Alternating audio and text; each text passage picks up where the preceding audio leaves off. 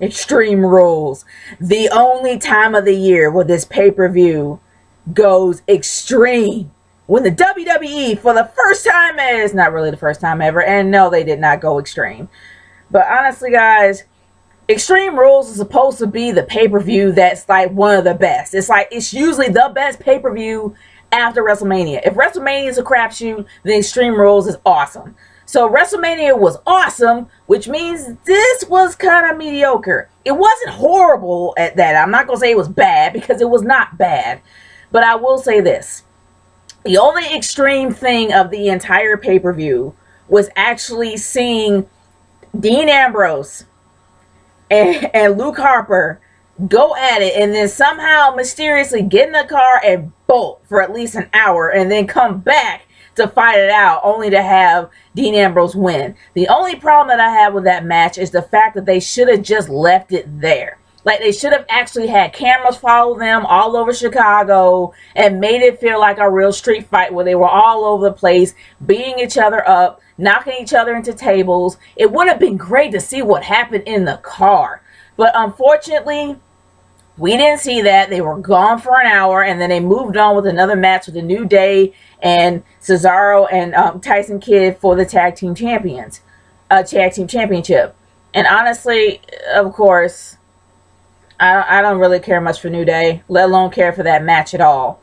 But honestly, it was good. Like, Cesaro and Tyson Kidd are always the best. I mean, honestly, in my opinion, they're the better tag team. And the New Day, I don't really know what they're trying to do, because it's kind of weird how you got 3 members and then you got 2 people that are fighting. So Xavier Woods really doesn't have anything to do, because he really hasn't fought in a tag team situation for the New Day in a while. But if I'm wrong, of course, correct me in the comments below. But it really makes no sense for Xavier Woods to be there. Not in the whole tag team aspect. He needs to have a match on his own. But besides all that, there were 2 highlights that I actually did feel that was a true highlight. Number 1, of course, the highlight definitely was the match between Dean Ambrose and Luke Harper, because they were like literally in your face beatdowns, except for when they cut off for an hour. But another highlight, of course, was the Divas match. And I never really expected this, but of course, Nikki Bella as well as Naomi, they literally went at it. I mean, no lie, they were scrapping.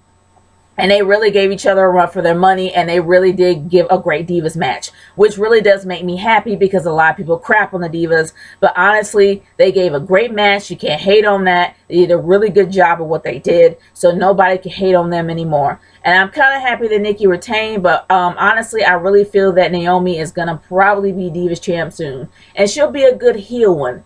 The only problem that I have with Naomi is that for her interviews, she's still as stiff as a board. When it comes to her talking, she tries to have a little bit of emotion when she does things, but it seems like she's trying to remember her lines. But it's something that she has to get used to. She's not much of a talker, but she has to learn. So I'm not gonna hate on that. It's something that you're gonna grow to get you. It's something that you're gonna grow to develop your character over time. So I'm not gonna hate on her for that. But I will say she is extremely wooden and stiff.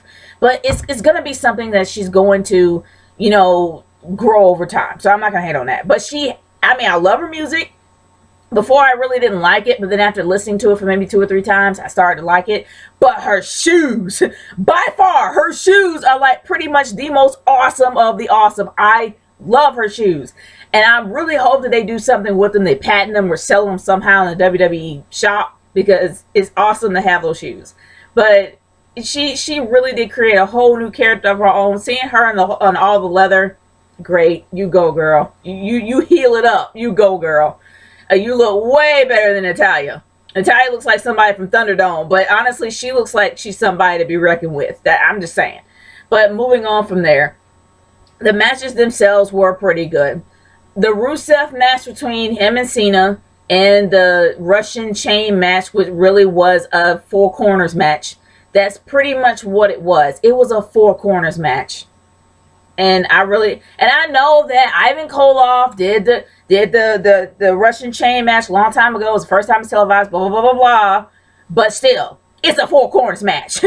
But it was a good one. I won't hate on that. It was a good one. But I have to say this. I don't know why the WWE is channeling their inner Sable and Mark Merrill feud, but it's something that shouldn't be done. I know they're trying to find a way to have Lana break off from Rusev because Rusev is developing more of a voice, which makes sense. But not so much in the whole Sable Mark Merrill angle because, number one, they're not married. As far as I know, storyline wise, they're not married. They're actually colleagues. And number two, yeah, Lana is becoming a little bit more popular. So they should have came up with another way of breaking it off instead of wash, rinse, and repeat. But, you know, that's just my whole opinion of it. But moving on to the Kiss My Arse match.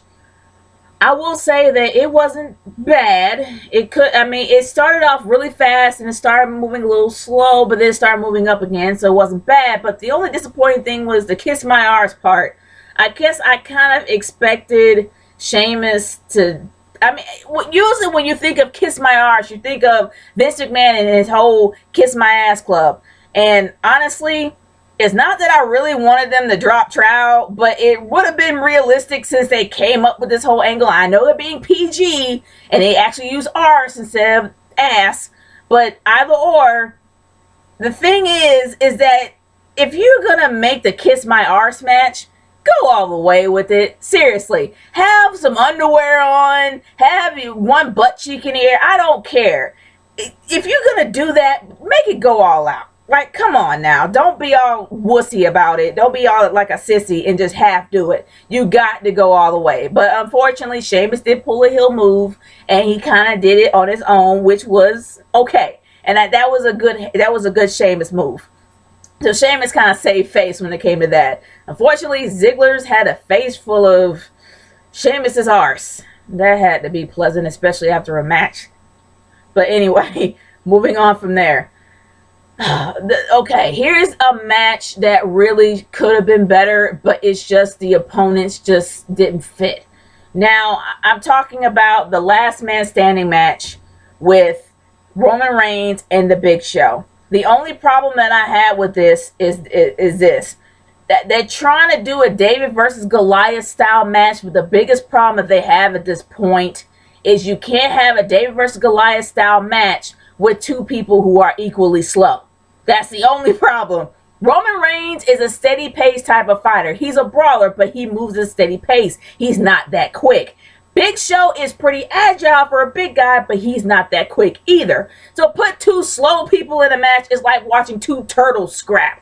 It was slow. Slow as molasses and somewhat boring. But I will say that it has shown over time when Roman Reigns has had these huge matches with people that are bigger than him, he always goes for the desperate measures. He went the desperate route when he fought Brock Lesnar at WrestleMania 31, not 32 yet. But when he went to WrestleMania 31 and he went up against Brock Lesnar, it was a desperate measure there. He was practically beat down throughout the entire match, and then at the very end, he had a desperate measure. The same thing here with the Big Show. It was a desperate measure when he had to literally put the entire announce table on top of Big Show to keep him down. The same thing that John Cena did with Bray Wyatt to keep him down at WrestleMania 30.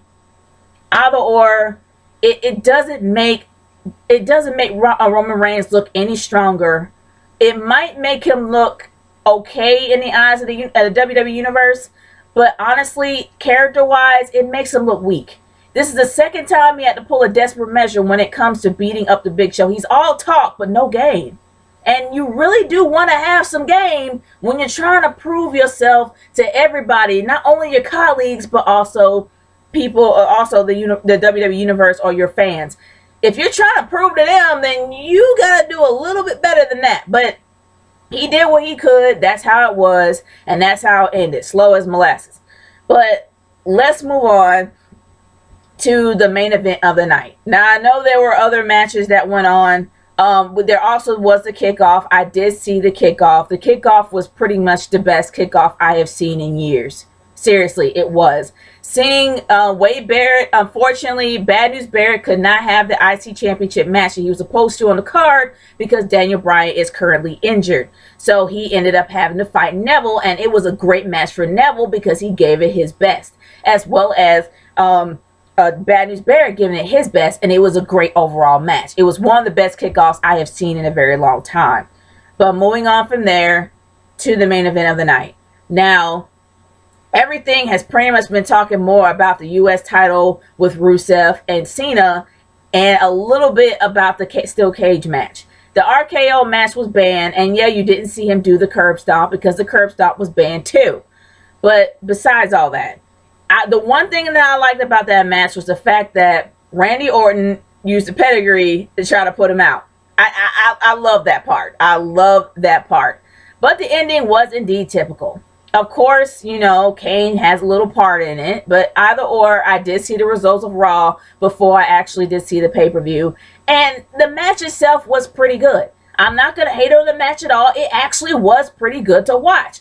The fact that Randy Orton used both sides of the cage as a weapon makes me happy, because it makes you feel like the cage actually is useful, that it could be used for something, not just to be a retainer, but just to be used as a weapon. That's the one thing I like about having a steel cage match, that is being used properly, and as well as actually using it to knock off the two Stooges off of the cage. I thought that was great. I really did.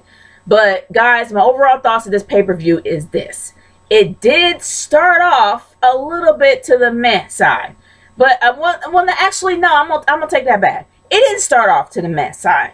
The only thing that was meh was pretty much the Roman Reigns versus Big Show. But I will say that the match actually did start off interesting. It did start off to the extreme. It wasn't extreme as they say it would be, and not enough of extremity, if I said that correctly. But either or, it wasn't like to the extreme. It was extreme. That's pretty much what it was. And I will say this: the match that started off with Dean Ambrose, that match definitely was extreme. The fact that they disappeared and stayed gone for an hour, that was somewhat extreme. I just wish I saw more of it. But like I said, my results, my overall view of this pay-per-view is this: it was pretty good. I'm not gonna hate on it. It was pretty good. There was a match that was boring. There was a match that was but it wasn't too bad. It actually had a decent ending, and an ending that was somewhat predictable, but it still was good. But guys, I want to hear your overall thoughts of this pay-per-view. Leave a comment in the comment section below and send a video response. I'm curious to hear what y'all's thoughts are. I have done a review for Raw, but it is going to be put up a little bit later. I actually just completed it, so it's going to be put up a little bit later, so stay tuned to that. It's Naturegirl 30 signing off. Peace out. Later.